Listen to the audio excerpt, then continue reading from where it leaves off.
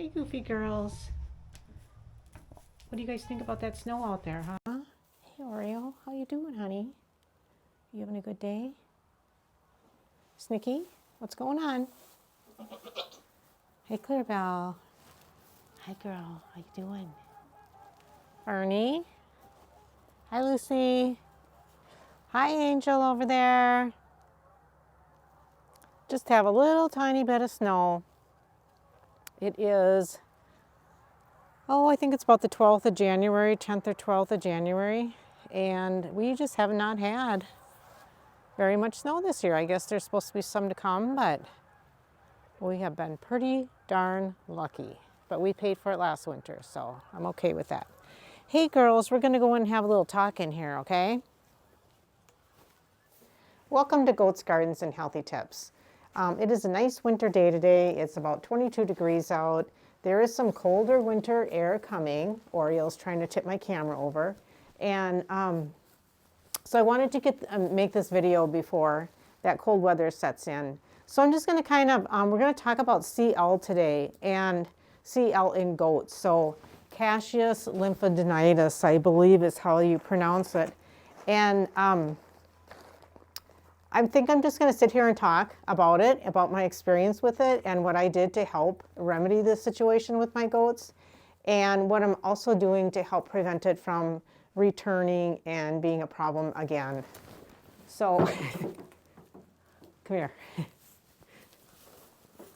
Got to keep Oreo over here by me. So, anyways, I'm going to kind of talk through the whole process, and then we're going to insert quite a few pictures and videos along the way. I've taken some video last summer when we had a little cyst with fern that we were working with that I'll insert, and then several pictures that I've taken with the goats and this cyst issue along the way. So I wrote a little article for Goat Journal magazine last summer, I believe. I don't know if anybody gets that, but it's just kind of a fun magazine to read about goat stuff in, and I had seen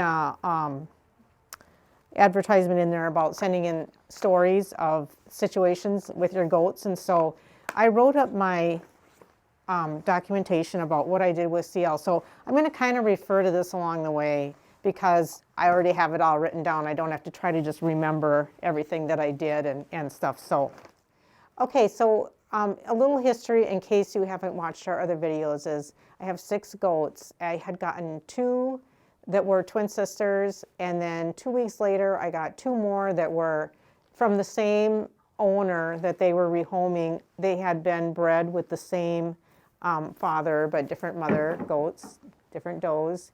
And then 2 more that I got another year later they came from a large herd that he was getting rid of some Nigerian dwarfs that he actually had a business where the goats cleared land, and these goats were not participating very well, and so that's where I picked up Fern and Angel. So they all came in 3 different groups, and it's just kind of really interesting how this whole CL kind of came to be. So I do remember when I was researching goats before I decided to get goats for pets, and I remember reading something about it, but I thought I also remembered reading that it wasn't very common, but I do remember reading that it was really not a good thing if you got it. So that's just a little bit of history on what I knew about it before, which was nothing. So anyways, and then also just a little disclaimer, like everything I'm sharing in here is just things that I've come up with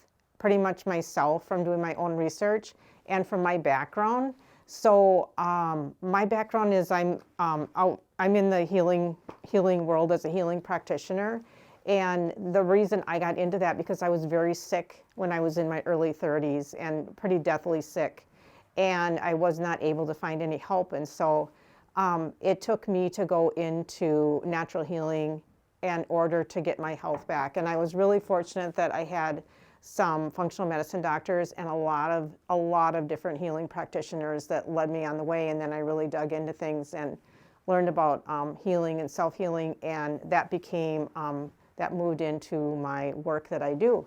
So a lot of what I'm talking about is my thinking of how I would help to heal myself or give suggestions to someone else and people I work with. And so I'm not just thinking on a goat perspective, I'm thinking on like how the body heals perspective for what I implemented with my goats, which I do with all my other animals as well too.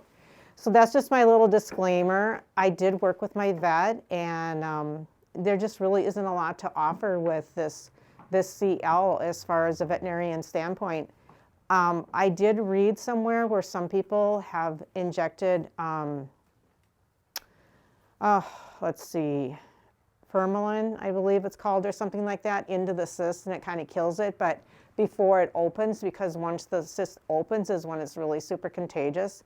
But that is that's like formaldehyde. I would just never do that. Like formaldehyde causes cancer, and I would never inject that into my animals. So this is what I did, and just a little disclaimer, I'm not making any claims that this is going to be a complete cure or anything, but this has worked really well for me. So I'll kind of give a little history of how this all started, but this Caseous Lymphadenitis is an infectious bacterial disease that's found in goats and sheep, and it's caused by a bacterium, Corynebacterium, and I'm probably not pronouncing this right, pseudotuberculosis.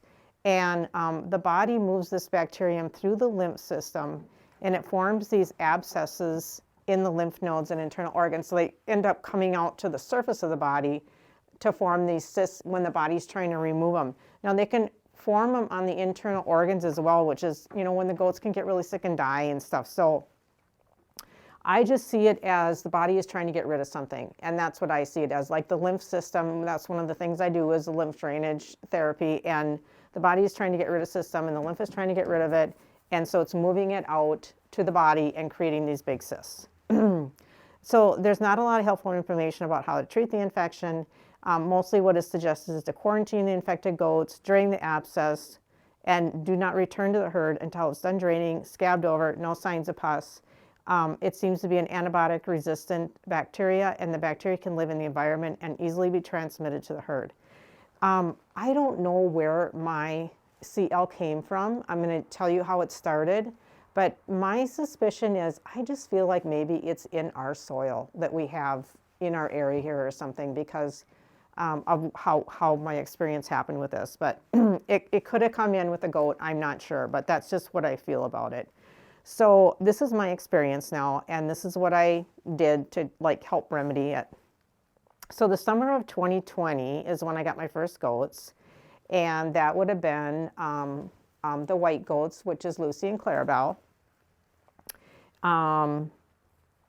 So I got those. I had them for about 2 weeks, and then we brought in Snickers and Oreo. So that was in the fall then, in September of 2020. So everything's fine, and then we came into the spring of 2021.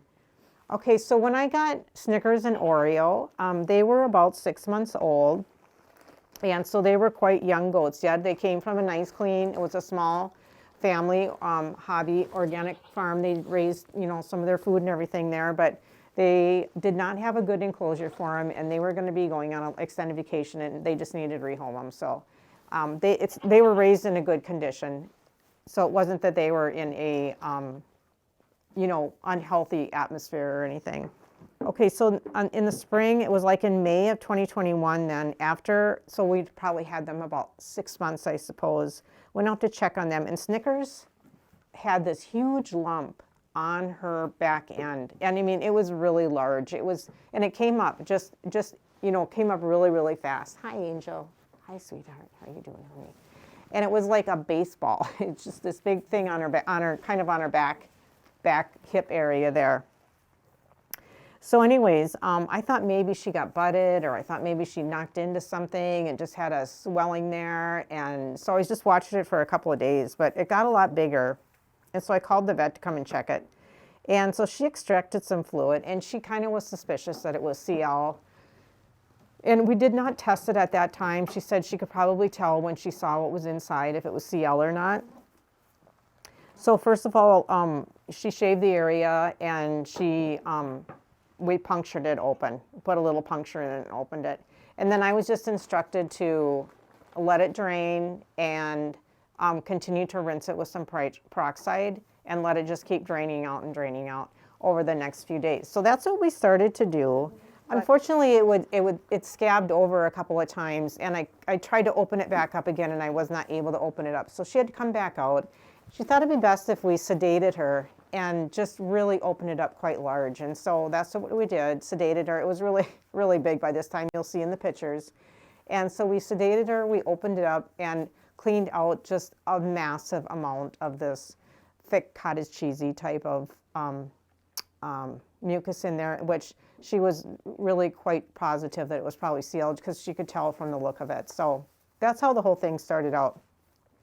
Poor Snickers really had a hard time really clearing that out and cleaning it up. Like, it took about, I think it was almost 3 weeks before Snickers was able to go back in with her group again. And during that time, I would go out 3-4 times a day, and I would rinse it with hydrogen peroxide and, you know, clean it out real good. And we would give her, she was, okay, so we separated her in a kennel, a dog kennel. I had purchased a dog kennel from online that I was going to put some little rabbits that I was going to get in. And we set it up so she could see over to the pasture, but she was not right in the pasture. And we set her up in there, and we had an igloo dog house type of thing that we put in there. And so that was kind of her shelter. Here's little Snicky right here. I don't know if you can see her, but here she is. And so we put her in there, kept her in there during the whole time, gave her branches, tried to do things since she was all by herself to keep her entertained. And we went out and visited her as much as we could. And anybody else that would go visit her, we had them go visit her. That process took about 3 weeks. And I was just kind of not really looking into it real deeply at that time, because honestly, I was just kind of hoping that this was just an odd thing, and we were going to just clear it out of her. And then it was, I just was hoping it was going to be an odd thing, and we would clear it out of her, and then she would be done with it. So that was how we started out with CL. So that was Snickers. So it took about 3 weeks, cleaned her up really good, gave her a bath so that she didn't have any of it on her, and put her back in with her friends, which she was so excited about. So that was our experience with Snickers. When we had opened it up the first time, we had her in the hallway, this little hallway of when you come into our little goat barn. And that probably was not a very good idea, because the junk drained in there. I did not understand at that time how highly contagious it was. And so what I ended up doing was cleaning everything out of there and taking like a gallon of alcohol and putting it in a sprayer and spraying everything real good to try to disinfect in there. It could easily have passed on to somebody else. So, okay, when she was done in the kennel, I also did the same thing where I raked everything out of there. We put it in a burn pile, we burned it, and I cleaned out the dog, that whole dog kennel and everything with, I actually used like some alcohol, and then I used some vinegar as well. So the veterinarian at that time believed that probably one of the goats was carrying it. It could have been one of the white goats. It could have been one of the goats that we brought in, but somebody was carrying it. And then maybe she got a little puncture or something that opened her skin up, and then, you know, created a pathway for it to do its thing, or got stressed or something like that. But anyways, we just kind of thought we were done with it. Okay, so then the following September, so that was in May. So the following September, that was September of 21, that's when I brought Fern and Angel into the group then. And I had found Fern and Angel online. I had seen Fern, she looked so sad. They were trying to rehome them, and a few other goats. These are the ones that were the working goats, and I just was drawn to her, and it was my birthday, so I decided to buy her. And then when I went to get her, Angel was her partner, and Angel literally came running over to me for me to take her home. So I ended up taking Fern and Angel home. Now, when I got them home, like I said, they were working goats, and so they both looked a little bit sickly. Like they had mucus, you know, kind of in their eyes, and I don't know, I just had a feeling, and maybe that's why I felt like I needed to get them, that they just needed a little bit of help. So the vet came out to check them over, And we noticed that Angel had a little scab right underneath her chin, which could have just been from, you know, a nick or something like that. But then when she was examining Fern, Fern had a little pocket right underneath her jaw in the lymph area, which she suspected was probably another one of these cysts. So I was like, wow, that is crazy. Like, I thought this was supposed to be rare, and here I am bringing in 2 more goats that had it. So I really don't think it's all that rare. Anyways, so Angel's was all scabbed over and cleared up, if that's what it was, which it probably was. And Fern, it was a small one, but it ended up that it did open up here. Okay, so after we got him, we let Fern be for a couple of days because she was just really scared and really shy. And honestly, we couldn't really get near her for a couple of days. But then she warmed up to us, and she would come out, and when we had stuff in our hand, and she would come up to our hand and stuff. So once we could get a hold of her, then we gave her a good bath, and we cleaned her up real good. And I put some, I used this ozonated olive oil, and I put it on Angel's scab, and I put it on Fern's little lump. And ozonated olive oil is olive oil that has been ozonated, and it is really healing for sores, infections, anything like that. So I put that on their little lumps, and a couple days after that, Fern's opened up. I came out here and it was just kind of open and dripping. It was not a large cyst, it was small, but still it was exposing all that pus inside the barn here, and I was just like, oh my goodness. And so I cleaned it out, and I just kind of thought, oh, it was just a little bit, it'll be fine. And you know, she'll heal up, and it's not enough to really contaminate anybody, but not so much, because soon enough I came out, and one morning, and Clarabelle had one, and hers was on her face right here.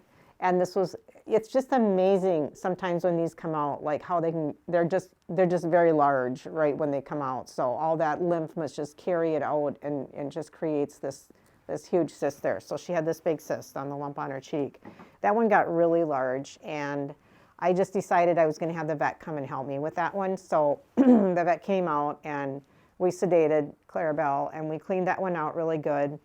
Anyways, after we cleaned that out, I kind of had this realization that this was going to be a little bit of a problem. And the vet was kind of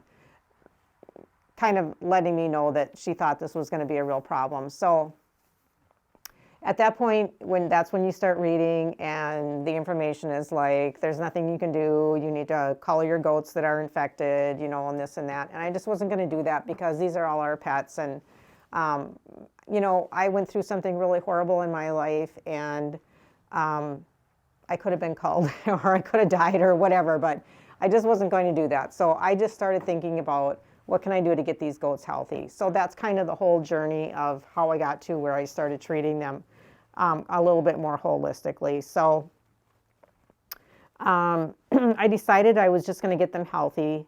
And if they were exposed, if they were healthy enough, then their body should just be able to handle it. I mean, my thought was, it's a bacteria, and no, there's not an antibiotic for it, but there's got to be something. It's a bacteria that we can do to clear this bacteria out of their body. So my plan was to kind of detox their body, to work on their immune system, to give them good nutrition, and then separate and treat as needed, and give them just a lot of love, and try not to have them be stressed out. So that was the plan that I took. So I just started doing whatever I could. I got electrolytes, and I started putting electrolytes in their water. Now, the electrolytes that I bought are just kind of a general electrolyte, farm electrolyte or whatever, and it comes in a large package. And so what I ended up doing was just pouring the package into like a measuring cup or whatever, because they give you instructions on it to how to mix it with a huge amount of water. And then I just measured it out. And so then I could calculate how much electrolyte to put in for a bucket of water. So that was how I figured that whole thing out. So I started giving them electrolytes and probiotics in their food, a tad of vitamin C. I just used a buffered powdered vitamin C. And all these things that I'm telling you, I always looked it up and like, can goats have this? Can goats have this? Because I didn't want to give them anything that was toxic for their system. And then another thing I started doing was giving them a herbal blend. It's called Molly's Herbals. It's a parasite remedy, but To me, it's a parasite remedy and so much more because it's a blend of herbs in 2 different packages. There's blend number 1 and blend number 2. Now, the blend number 1 is a wormwood formula, and this is used for worms. It's got wormwood, black walnut, fennel, and garlic in it. And then number 2 is another herbal formula, and this has got, let's see, cucurbita, pepo, fennel, garlic, hyssop, mugwort, and thyme. So now if you go on their website, it's Molly's Herbals.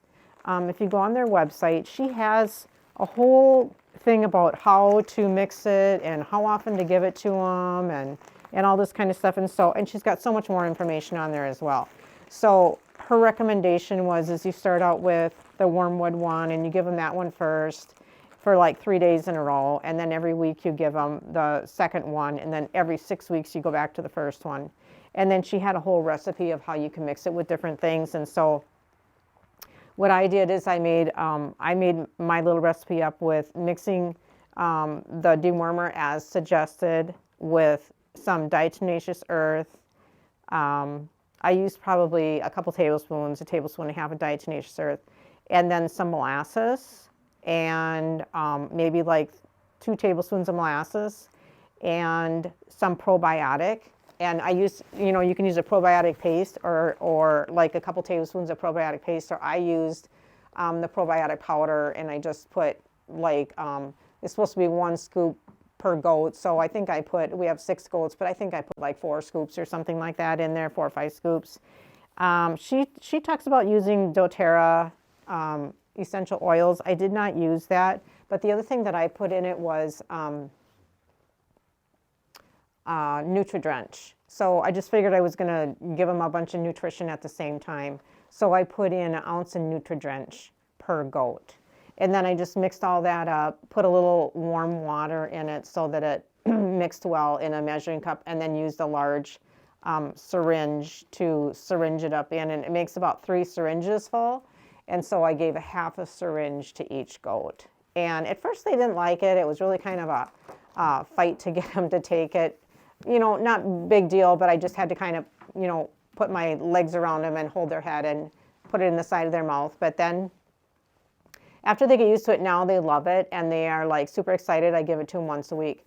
And I have kept that up. I can't say I've always been exactly with it. Sometimes it goes a couple of weeks, but I've tried to keep it up to do, hi honey, hi Lucy, to do either once a week or once every couple of weeks, because I believe that it's just a really good herbal blend, not just for deworming, but also just for their general detoxification and health. So that was part of my detoxification program, which I still carry on.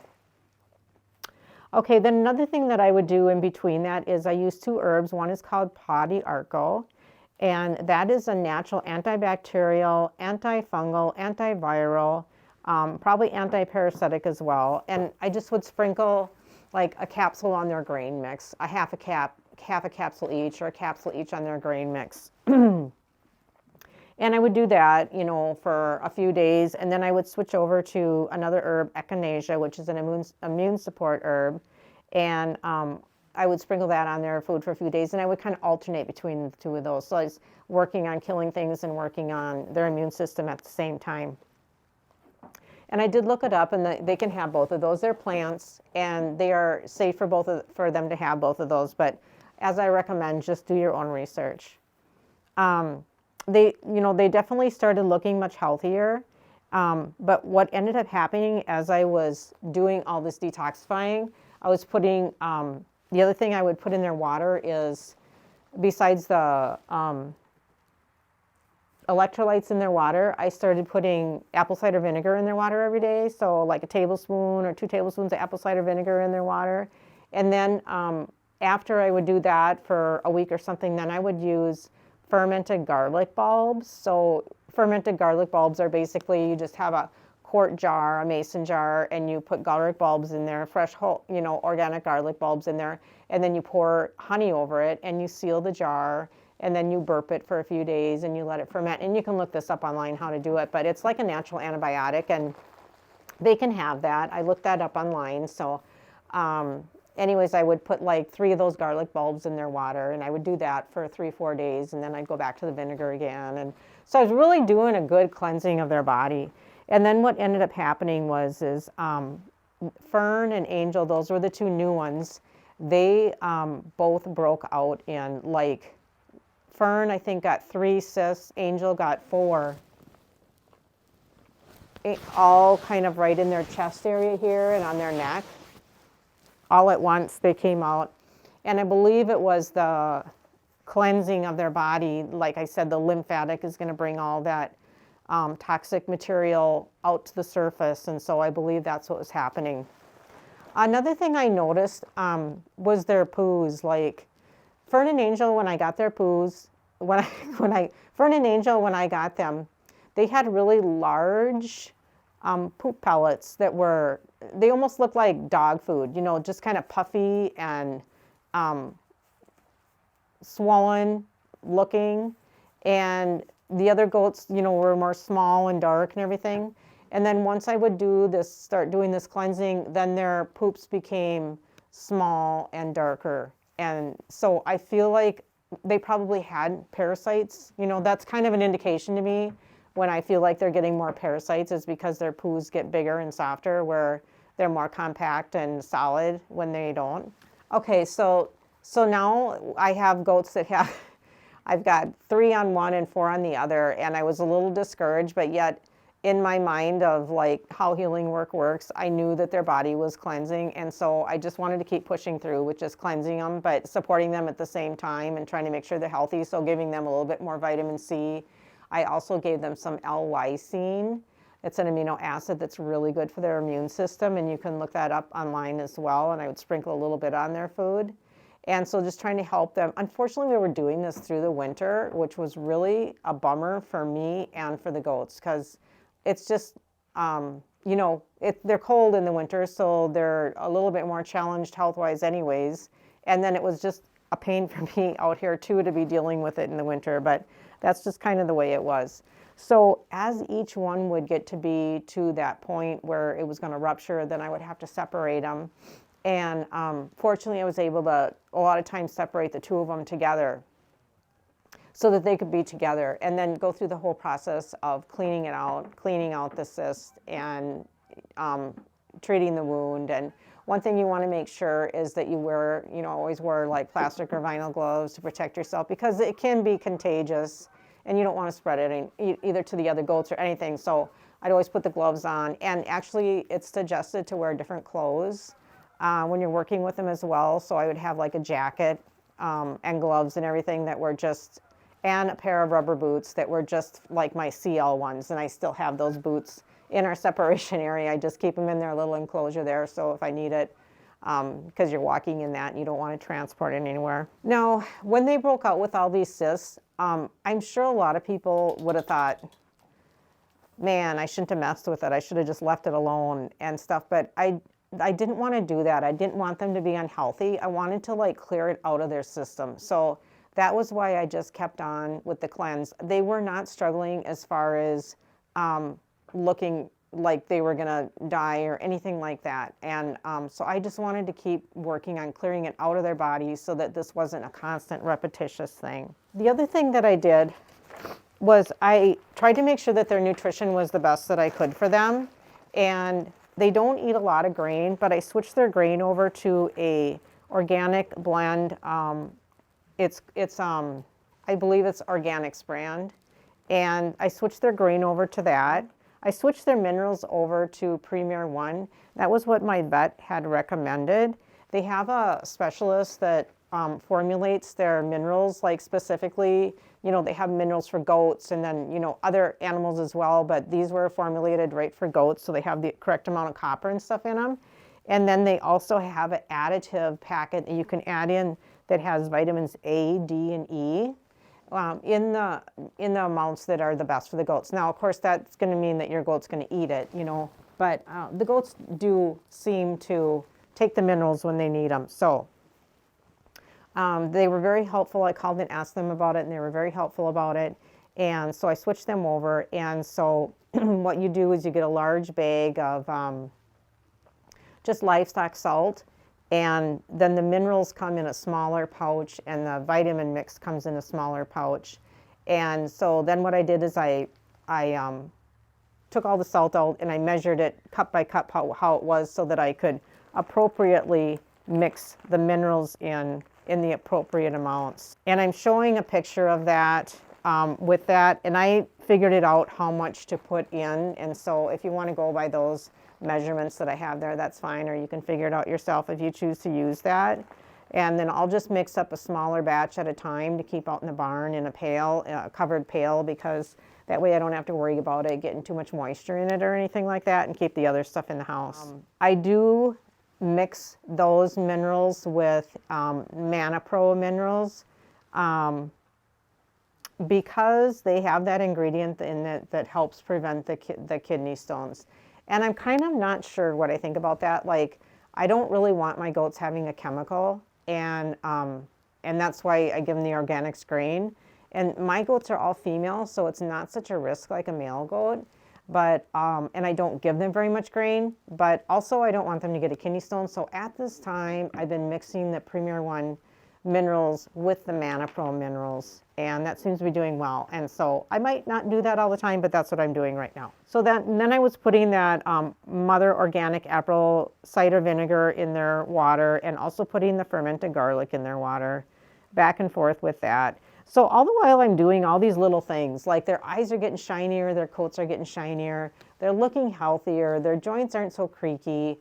I had noticed Fern and Angel's joints were pretty creaky, and they just were looking so much healthier. So we got through all those cysts that developed, and when the cyst was present, I would treat it topically with this ozonated olive oil and DMSO. And by doing that, that would bring it to a surface, and it would open it up pretty quickly. Now, my daughter is a homeopathy practitioner, and so I've learned from her like the wonderful aspects of like constitutional or even treating acute with homeopathy. And so I kind of started looking into that, and I found a book called Goats Homeopathy Remedies by George MacLeod, and he is a homeopathy and a veterinarian. And he actually, in his book, had a protocol for treating CL with homeopathy. And this book is really quite a valuable little thing. I've used it for the goats as well, like if someone had a cough, or, you know, Fern and Angel seem to have some allergies. So if they've got nasal drainage or something like that, he's got quite a few helpful things in there. And so it's quite a little handy book to have. And then I just ordered the remedies that were needed for what I wanted to use. One of the ones I used was silica, and if I gave them silica and put that ozonated olive oil on the cyst when it was puffed up, then that would bring it to a head and open it up. It seemed like in about like 2 to 3 days. So it's kind of nice to do that, because you kind of want to move it along and just be done with it and get it cleaned out and get it healed up. And also you have to understand and know when that you can separate them. You don't want them to be separated too long from their herd, because they get very lonely from their herd. But also you don't want it to open up when they're with their herd. Now that was a whole nother thing, because we did not have a good separation area when this whole thing started. I just wasn't, something I didn't know about. We were new getting into goats, and I didn't have that prepared. So we were using this little hallway space that we have, that's when you come in the side door, you can go to the little storage where we store food and stuff like that, or you can come into where the goats are. There was a little hallway space, so we were putting them there.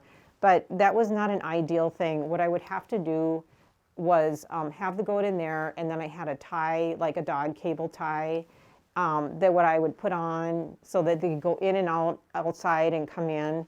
It was okay, but I would not do that if I wasn't able to see them. Like I can see them from my house, or if I was outside. If I was not able to see them, then I would lock them in the hallway, you know, because I didn't want them to get tangled up on something. So having a separation area is like extremely important if you have this area, and if you have this issue. And if you have the issue, you might want to just figure that out. And the other thing is like the separation area, you don't want to use it for other issues because it can, the soil can carry the bacteria. So what we ended up doing was we had that kennel area for when Snickers had her cyst, but that was a bunny area and it got made into a bunny area. So when we added on to our tiny little goat barn here, and we added the addition on for the hay storage and everything, we made a little area for the goat or goats that might have a bacteria, and then we attached a kennel onto it. And so we have an isolation area for them now.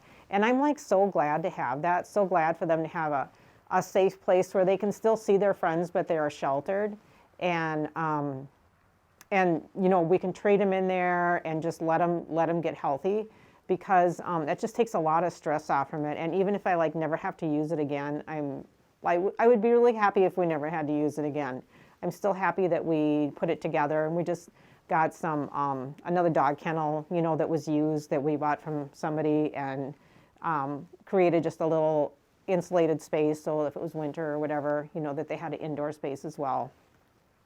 Also, I keep in there, and everything I keep in there, I just keep in there, like a little rake, their buckets, and water buckets, feed, and all that kind of stuff. I just keep right in there, and I don't bring that out and use in the other area. All right, if you do choose to use some homeopathy remedies for them, one thing you can do, and it's this veterinarian suggests in his book that worked out really easy, is you can just use a little plastic spray bottle, and you can just cleanse it out with some boiling water, and then put some warm either distilled or filtered water in there, and about 3 of the pellets. And then you let them dissolve, and then you need to tap it, because that activates it. So you could tap, tap, tap about 20 times on the bottom of the bottle. And then you can just spray that in their mouth or on their lips or whatever. And that's how homeopathy works. It just absorbs into those mucous membranes in the mouth and does its thing in the little diluted forms that it is. It's amazing how it can work so well. So that worked out really good. And then I would just label with tape what I had in that remedy bottle, and you can keep it for about a week before you have to replace it, do it all over again, clean it out and do it over again. So once I noticed the cysts were getting soft, that's when it's time to separate them. And what we ended up doing was, you can wait for them to open, but once we got the hang of this, of what we were doing, we would lance it and just get it done with, so that we could, it had a big enough opening that you could just clean everything out at once, and then you're able to rinse and clean and everything so much better. So that's a 2-person job. I got some spray lidocaine, which helped significantly. And you've got to imagine that big swollen cyst is going to be like really uncomfortable the way it is with pressure and everything. So it probably honestly feels good once it's opened and drained out. So you can get disposable scalpels. And what I did was I just, Bob would hold the goat, and then I would lance it, and then we would, push all the stuff out, which they don't like. I'm sure it's really, really uncomfortable. But once you get all that out, then it's not so uncomfortable. And then you just keep rinsing it with hydrogen peroxide and let it keep draining the pus out until it's done draining and done pussing. And then you let it heal over. And then once it's scabbed, and there's no more pus or no more drainage, then it's time for them to come back in. So once it was scabbed, then I would put the ozonated olive oil on and the DMSO on it to help it heal. I waited, I did not put like really healing stuff on it while I was trying to drain it, because I didn't want it to heal shut again before I got all the pus to drain out of it. Okay, some of the preventatives I did, like in the summer months, I have a ozone generator type thing that I use, like, I actually got it for one of our vehicles that we got used that had an odor in it that just smelled a little bit damp, and it bothered me. So you can put it in a room and you turn it on and leave it on for several hours, and it kills the bacteria and virus and mold and all that. And so I would, like, after someone would have a cyst, I would lock the goats outside, and I would turn that on inside the barn and just let that run for the day and make sure they stayed outside. And then if you would happen to do that, if you had access to one, then before I let them in, I'd open up the windows, open up the door on the other side, and air it out real good before I let them in.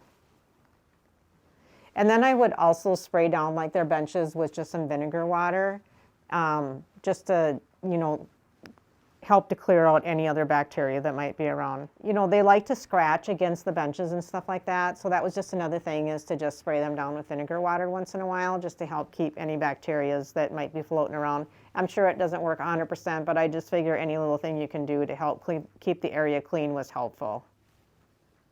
Another thing I have is I have a Rife machine, and you can look that up if you're not familiar with it, but it's a frequency generator. And it's used for healing, and I use it on, you know, myself, on family and humans for healing. And I don't know why I didn't think about it at first, but it was after when Fern and Angel were getting the cysts, and I just had a thought like, oh my goodness, why am I not using the Rife machine for their cysts? So what I ended up doing was you can collect a sample. So I collected the mucus when we would open the cyst, and then I would put it with this Rife machine, which uses the DNA from it, and it pulsates frequencies into it, which will, I know this all sounds really complicated, but I'm just letting people know in case it's something they want to look into for livestock, because I have found it so extremely, extremely helpful for all of my animals. And I'll probably do just another video on that. I use it with my dogs as well. And it would take the healing time from, oh gosh, you know, with Snickers, that first one was like 3 weeks. And now if I would use the Rife frequency healing for the cysts, it brought it down to about 3 to 4 days after it opened, that it was really starting to crust over and heal really good. And then within a week they were back, probably 5 days, 6 days, they're back with their herd. So that made a huge difference. Okay, then there was another thing that I used in their water, sodium chloride and citric acid combination together. It's for water purification. It also can be used in for killing bacteria and all that kind of stuff. And so that was another thing that I alternated, putting that in their water, like just mixing up a glass of it. You activate it by mixing it together and then pouring it in their bucket of water. Okay, so all the things that I did was just on my thoughts, once again, about like cleaning their body out. It was really important to have, it was a good way to do cleansing by putting stuff in their water, because they're drinking water all day. And our bodies are mostly made of water, you know, a lot of water, and it goes into all your systems and your cells and everything. So that was a really good way to add cleansing. And then adding some of the things that I wanted to add to their food is their grain as well. But it was easier in the water because the white goats, the Lucy and Clarabelle, the sisters, they don't necessarily like their grain very well. So sometimes it's hard for them to eat the grain. But if I put it in that molasses mix in the syringe as well, my thoughts were to clean their bodies out and then to keep their immune systems healthy. So I do at this time, I still like keep up with the herbal thing. I try to do it every week. Sometimes I don't. I'm not on it right away. I do give them the selenium E once a month. I have vitamin B12. I have vitamin B12 liquid on hand that I give if I see them like getting down about something. But I'm telling you, since I've been doing these things, they just keep getting healthier and healthier. Now, we haven't had a cyst for, the only one we had last summer was, Fern had one small one, and it was during the time when we had the horrible air quality. It was when all the fires were burning. It was so bad outside, you really couldn't stand to be outside because your eyes would burn and such. And the goats all had like eye drainage and everything, and I just knew they were congested. I just knew someone was going to get a cyst because it was a tax on their immune system. And sure enough, Fern got a little one. But you know what? It healed up, and we had the separation area, and everything healed up well. And we have had zero since then. So gosh, this started in 2020. We are now just beginning 2024. So I would say it took me about a year, maybe not quite a year, but of really working at it to like really clear it through. Now, Snickers had that one large one in the beginning, and she got one other small one another time when everybody else was getting them, but otherwise she has not had any. Clarabelle had that large one on her cheek, and that's the only one that she has had. Oreo and Lucy have never gotten one. So I just feel like their body is able to resist that, because obviously it's in our system and in the herd here. So another thing that's important is to just try to keep them not having a lot of stress. And, you know, that's just by having a good place to live, clean, keeping their barn as clean as I can, clean water, good food, healthy minerals. I change their minerals out every so often so they're not getting wet and damp. And clean hay. That's another thing is when I buy hay from the people I buy hay from, I've always asked to make sure they don't spray their fields. And most of them, like the particular person now, they're all raising hay for their own animals as well, and they don't want to be feeding that to their animals as well either. So I don't think that that is a big problem for buying grass hay, but I do always ask to make sure that they're not getting pesticides and herbicides on their hay. Okay, the other thing that I just want to stress that is important, that would have helped us out a lot in the beginning if we had a proper separation area in the beginning. And it just was something that we hadn't planned for, and we were new going into this and just learning as we go, and we didn't have that set up. So my recommendation is if you have this and you're going to treat it, that you create a separation area. Now that, if you're not in a cold climate, that can be pretty easy with just, like I said, getting a used dog kennel and like a little igloo house or something like that to put in there for a shelter. If you have a cold climate, then you want to have a nice shelter for them that's going to be warm enough to keep their body temperature warm, especially when they're all by themselves and they're not with their other goats. Okay, so my thoughts is just like, you want to treat it locally, but you also want to treat it internally.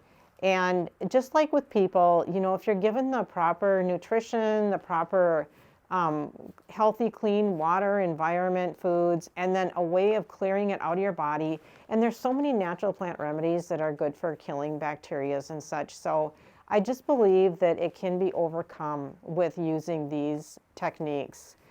So I'm just putting this information out there for you. If anybody wants to try anything I suggested, you can try that, or you can just look into your own ideas that you think might be helpful too. There's 1,000 plant remedies out there that can be helpful, but just my recommendation is to be persistent and just to think about it in a different way, is not just like, oh, they've got this cyst and we need to cut it off and clean it out and have it heal up, but to think about the whole function of the lymph moving the bacteria out, and where else is this bacteria in their body, and how am I going to get it out, and how am I going to get their body healthy so it doesn't harbor this bacteria and it rids itself of this bacteria instead of harboring this bacteria.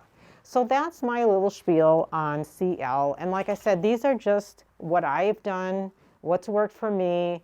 I've probably gone overboard, but that's just how I look at things because of the nature of how I deal with health things in the world that I work in. And I just apply it to the animals like I apply it to myself, and hopefully you will find this helpful. And if you have any questions about anything in particular, you can leave it in the comments and I will try to answer it for you. Okay, so that's my little synopsis of how I treated CL with my goats. It honestly, it did take about a year to really clear it out of their bodies. And I was doing a lot, but it just became routine of what I was doing, just like you do with anything else. And my thoughts are just, you know, I didn't want to just treat the cyst, and especially when it became apparent that it was in our herd. And when I read the research on it, like, this is an ongoing thing, you know, you have to cull your goat, all that information out there that is not very positive. So my thought was, I'm just going to treat this like I would myself. I'm going to clear it out of their body. I'm going to help their immune system so their immune system can, process it on its own and just keep them healthy so that they can resist. So the goats are doing great. They all look really healthy now. I don't feel like this is going to be a problem anymore. And if we do have something that pops up with a little cyst that pops up, then we'll just take care of it and treat them along the way. All right, hope you find this helpful. If you have any particular questions and you want to leave a question for me in the comments, I will try to answer it. And if you have this in your herd or with your pet, try not to be too discouraged, because it really is treatable. And I think there are other people that probably have good ideas as well that will find that it really is treatable. My suggestion is just to do it in a way that's healthy for the goat and not toxic for the goat. So thanks for watching. Have a great day. Hope you all are having a good winter. We're having a little bit of snow coming down right now. And enjoy 2024.